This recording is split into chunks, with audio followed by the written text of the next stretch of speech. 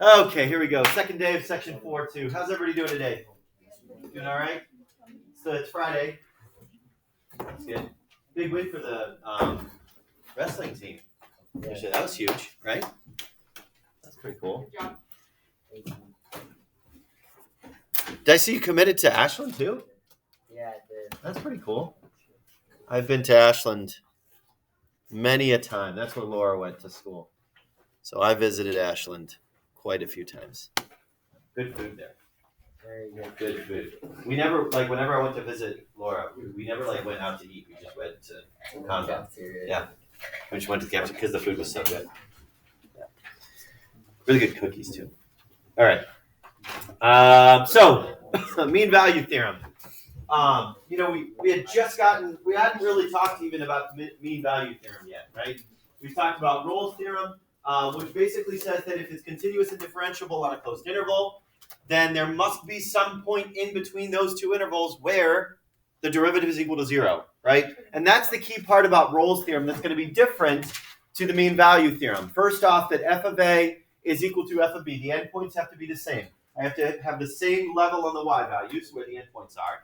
And then if that happens and it's continuous and differentiable, then there's got to be some place in between there where the derivative is also equal to 0, right? Now think about this. Let me ask you guys a question, kind of deviating away from this a little bit. No matter what, if I'm looking at the endpoints, and no matter what I pick those endpoints to be, whether they're like 3 or 5 or 10 or whatever, if those endpoints are the same, what's the slope between those two endpoints? If the y values are the same, what's the slope? 0, right? That only makes sense that the slope would have to be 0. So the slope of the endpoints is 0, and therefore the derivative at some point has to equal 0, right? That was Rolle's theorem. If the y values are equivalent, then the slope at some point has to be 0, right? The derivative has to be 0 at some point. Then we talked about this throwing the ball up in the air. It has to reach at that 0 point, some point in between. And then we did this one, therefore the root exists in between there and only one root. And here we have the mean value theorem. Okay, so Rolle's theorem is used to prove the mean value theorem. Okay, Rolle's theorem is used to prove the mean value theorem. It's kind of like an extension upon, the mean value theorem is kind of an extension upon Rolle's theorem. The mean value theorem says that let f be a function that satisfies the following hypotheses. Well, it's got to be continuous and differentiable. That sounds familiar. That's the exact same thing as Rolle's theorem. It's got to be continuous and differentiable on a closed interval. Then there's a number c such that somewhere in between a and b, right? So same idea there. I've got a closed interval, and I'm saying at some point in between those two values, there exists an x value, a c value, somewhere in between those two intervals, such that the derivative at point C is equal to this. Now, can anybody tell me what this is? What is this the formula for? I don't know what it's the formula for. Isn't that just like the y of b minus the y of a? Divided by b minus a, right? Yeah. Y, it's the slope. It's the slope of the endpoints, right? Now, take a look. You tagged that extra part on after I raised my hand. I was like, oh, don't know anymore. Now, notice what's different between Rolle's theorem and the mean value theorem in the hypotheses. The mean value theorem only has two hypotheses. It's got to be continuous and differentiable along the closed interval. Rolle's theorem said that continuous differentiable and f of b had to be equal to f of a, right? It's got to be the same y value. The mean value theorem does not have that anymore. Okay, the mean value theorem does not have that anymore. So what we can say about the mean value theorem is that if I shift those endpoints so that they are not the same, I cannot conclude anymore that there must be a point in between that has a derivative equal to 0. I can't conclude that anymore. The conclusion has to change. So what does the conclusion change to? Well, if I've got the two endpoints and I've shifted them so that they are not equal anymore, what I can say based on the mean value theorem is says that if I take the slope between those two endpoints, somewhere in between there's got to be some value c such that the derivative is equivalent to that slope. Okay? Not the derivative is equal to 0, That was Rolle's theorem. The derivative equaling 0 was Rolle's theorem. I'm not saying that there's a peak or valley in there. What I'm saying is, if I take the two endpoints and I find the slope between them, there must be some points in that, whatever happens in between there must be some point within that interval where the derivative is equivalent to the slope of the endpoints. Okay? So f prime of c is basically equal to the slope of the endpoints, f of b minus f of a over b minus a. Now what we can do here is kind of shift that around a little bit, multiply the b minus a over to the other side. I don't know why there's just a little right mark there. Multiply the b minus a over to the other side, and that's basically point slope form, right? F of b minus f of a is equal to f prime of c times b minus a. And that's a really powerful statement here, and we're going to use that here later on. Let me show you visually what's happening. Let me give you these two diagrams here. And let me show you the hypotheses. First thing, it's got to be continuous and differentiable, right?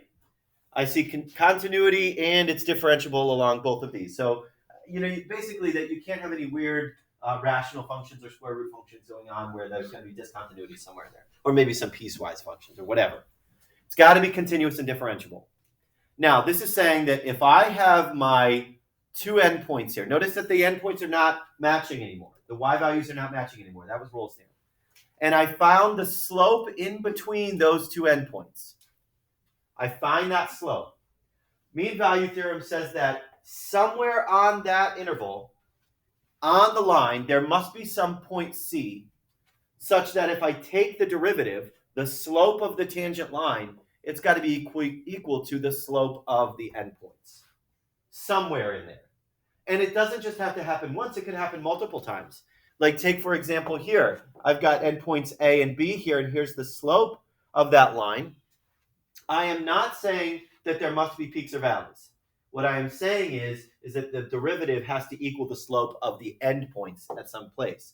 So take a look here. This actually happens twice. There's two places. Look at the slope of the tangent line here and the slope of the tangent line here. Notice that they are parallel, right? Meaning the same slope. Those lines are parallel to the slope of the endpoints. So we have two places where the slope of the tangent line is equivalent to the slope of the endpoints, right? Those lines are parallel in there. That's the mean value theorem.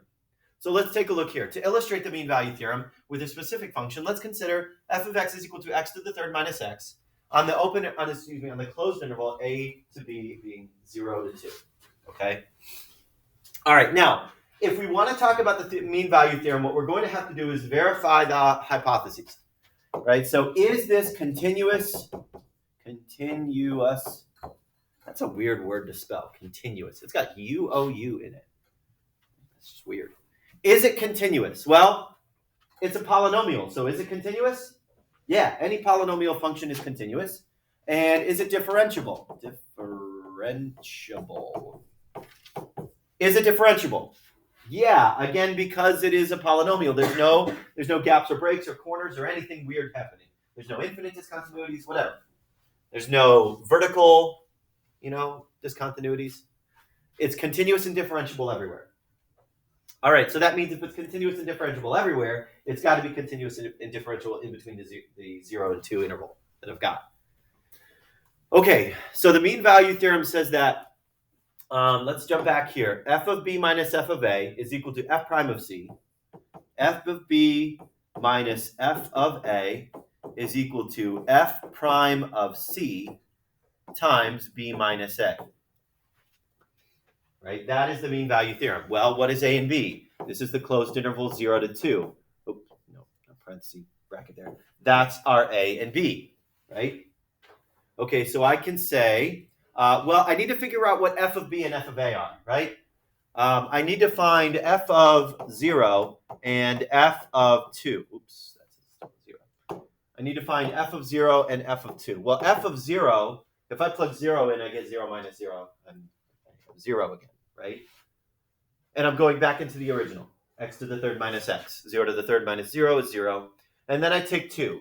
2 to the third is 8, minus 2 is 6. So you may have to find some y values. So that's basically like saying, okay, I know that it runs through 0, 0, and I know that it runs through 2, 6, somewhere way up there. Okay, now this says that f of b, which is 6 minus f of a, 0, is equivalent to f prime of c times b minus a. Now, I know we can figure out what f prime is. Just a second on that, though, because it's easier to run the calculation without it in there. 2 minus 0. Okay, well, this is a really easy equation to solve for f prime of c. So this is 6 is equal to 2 minus 0 is 2. I'll bring it out front. F prime of c. Divide over this, so 3. So basically saying that the slope of the endpoints is 3. Y minus y over x minus x gets us 3. So the mean value theorem says that there must be some point c within the interval 0 to 2 that has the slope of the tangent line being 3. So let's take our derivative. Well, what is f prime of x? F of x was x to the third minus x. So f prime of x is 3x minus 1, right? Oops. 3x squared minus 1. And now what I can say here is that, well, 3 is equivalent to 3c squared minus 1.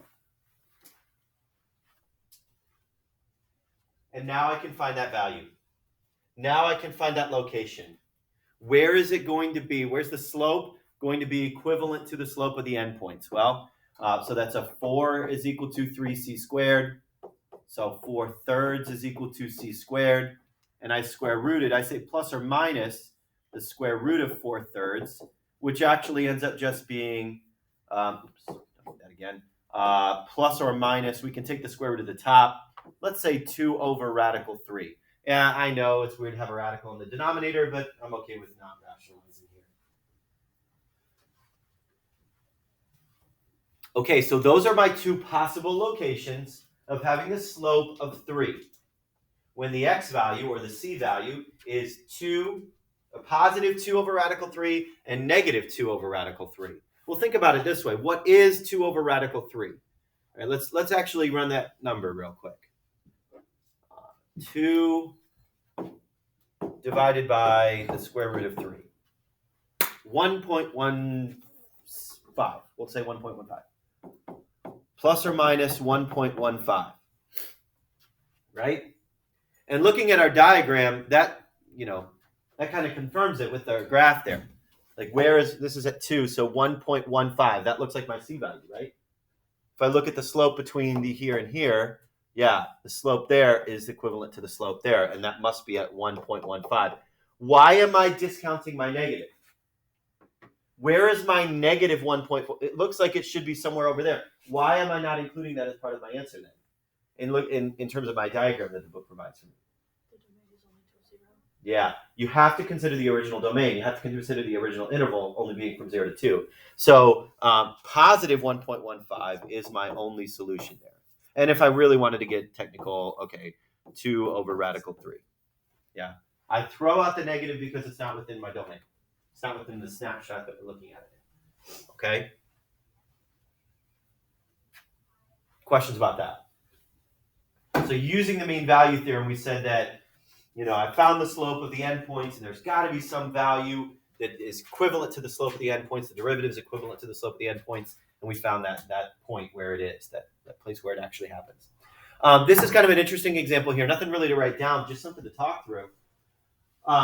If an object moves in a straight line with position functions s is equal to f of t, then the average velocity between t equals a and t equals b, so closed interval, right, b and a, and I've got some position function, something is moving, right, s is equal to f of t, then the average velocity between t equals a and t equals b is the slope, basically, the average velocity. If you take endpoint to endpoint, I start here, I end there, and I find the average velocity, the average speed between those two endpoints. It's f of b minus f of a over b minus a. Somebody dropped a water bottle or something.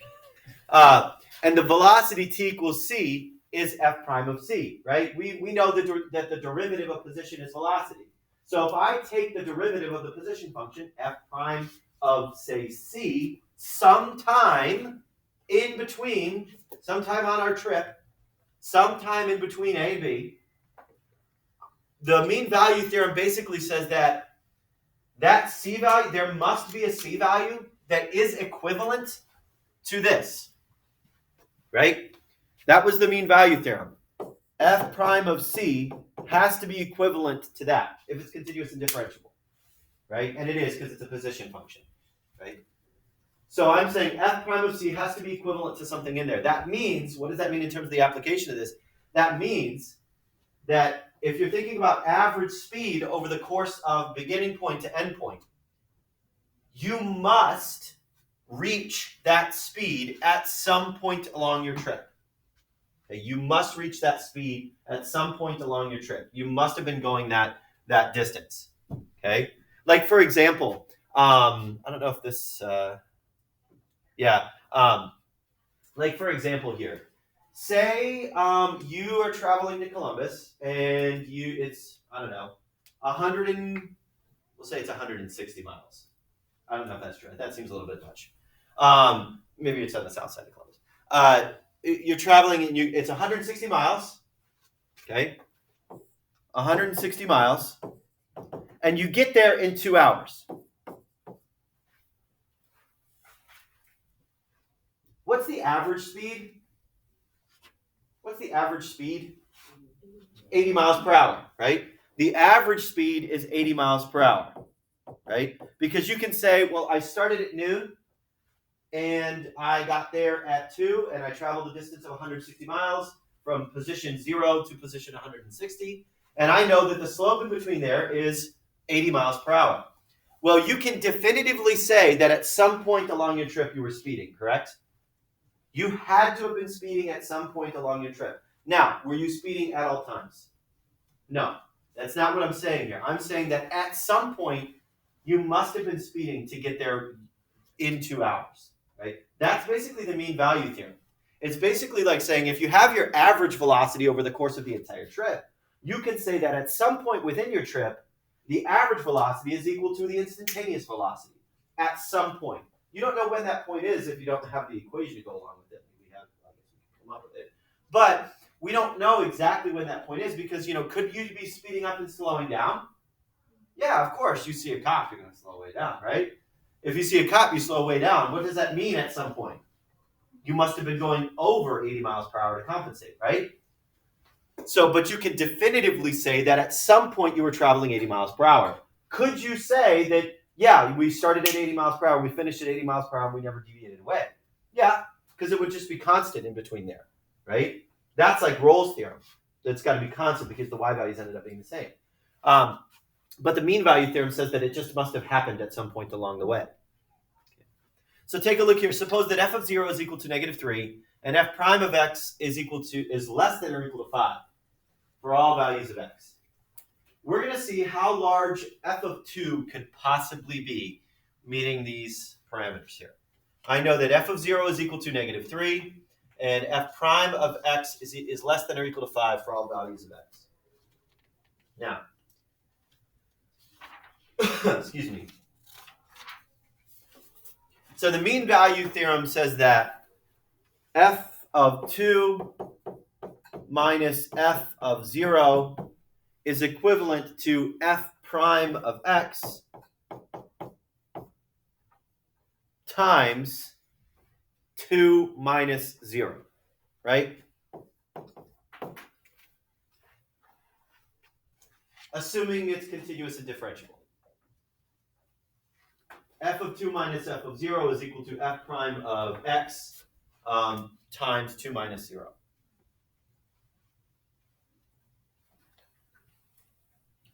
Okay, so we know that f of 0 is -3. So plus 3. And then we can say 2 times f prime of x, right?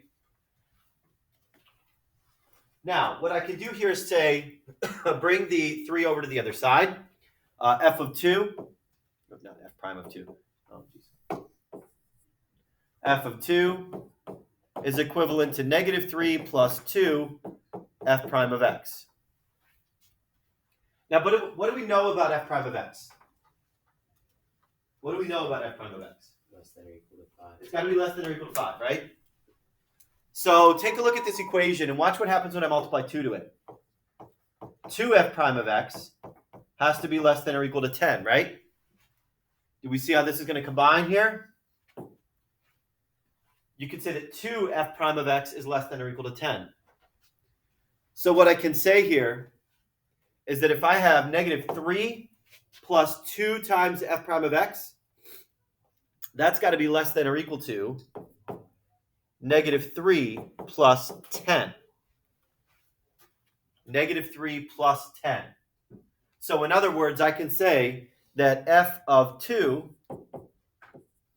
has to be less than or equal to, because f of 2 is equivalent to this, right? And all I did here was say, well, if it's got to be less than or equal to 10, I can replace that f of x with 5, basically. 2 times 5 is 10. So f of 2 has to be less than or equal to 7. So how large can x possibly be? Or sorry, f of 2 possibly be? F of 2 can possibly be 7. The biggest it can be is 7.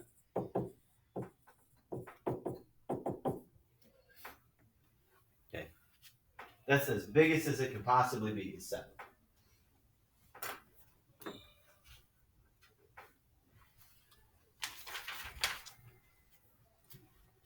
All right, lastly, we're going to talk about one corollary to the mean value theorem. The mean value theorem can be used to establish some of the basic facts of differential calculus. One of these basic facts is the following theorem. If f prime of x is equal to 0, if the derivative is equal to 0, for all x in an open interval. Now think about this. Let's try to reason through what the conclusion is going to be. If the derivative of x, if the derivative of the function is always 0 for every x in an interval, what does that mean about my function? Think about it. If the derivative is always 0 of a function, what does it mean when the derivative is 0? What's going on with the line? You just have a straight line across. It's a horizontal, right? Yeah, it's just a flat line across. So if I say the derivative is 0 for all points between the interval, what can you say about all points between the intervals? That it's always horizontal. That it's a constant function. That f is constant between the interval a to b. Okay? So if you can say that the derivative is always 0, therefore you know that the original function is always constant. You want to take a seat out there? I'll get it for you. Sorry, I was talking to somebody else. Can I finish it? I know, finishing is pretty good.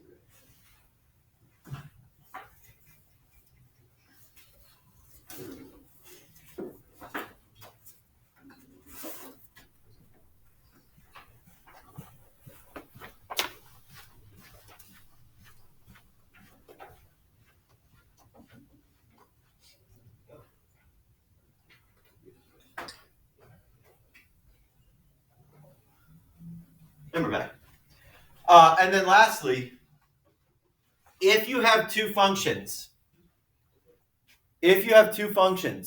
where the derivatives are equivalent, right? You have f and g where f prime of x is equivalent to g prime of x for every value in between a and b, then f minus g must be constant on a to b.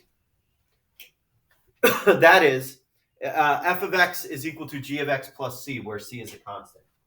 I'm going to illustrate this with the next example, because that's kind of weird. But basically like saying, if you have f prime of x and g prime of x that end up being equivalent, if you have two functions where the derivative is actually equivalent to one another, and then you subtract them from one another, and you get a constant on a to b, then f prime of x is just basically g prime of x with a vertical shift to it. Okay? All right, let me show you what I mean here. Prove the identity inverse tangent of x plus inverse cotangent of x is always equal to pi over 2. Inverse tangent of x plus inverse cotangent of x is always going to be pi over 2. It's kind of an interesting statement. Like that's a weird identity. So no matter what x value I plug in, I always get pi over 2. That's weird. Why is that the case? Well, let's use calculus to figure that out. Okay, so we have these two functions. We're going to consider, like based on our last theorem, we're going to consider this f and this g. Okay? Now watch what happens when we take the derivative of f. Watch what happens when we take the derivative of f. What is f prime? Okay, throwback. What is the derivative of tangent? I gotta go back, way back. Where's my formula sheet? Oh, test review there. The derivative of inverse tangent, not regular tangent. The derivative of inverse tangent is 1 over 1 plus x squared. Right? The derivative of inverse tangent is 1 over 1 plus x squared.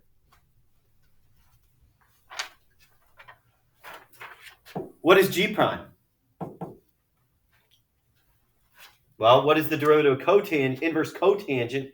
Inverse cotangent is negative 1 over 1 plus x squared. Ooh, that's kind of interesting. Let's take the derivative of f plus g. Let's take the derivative of this big function. Okay, well that must mean 1 divided by 1 plus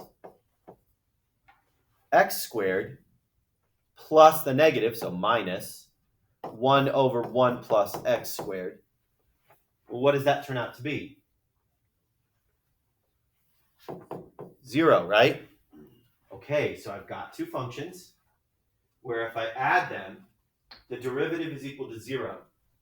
What does that imply about this big function, inverse tangent of x plus inverse cotangent of x? That means that this function, when I add these together, is constant. Hold, please. Hi, Mrs. Brown. No, she's not. No. Yes. Bye. When did you go about this? Well, no. Hold on. Let's take minutes. I roll.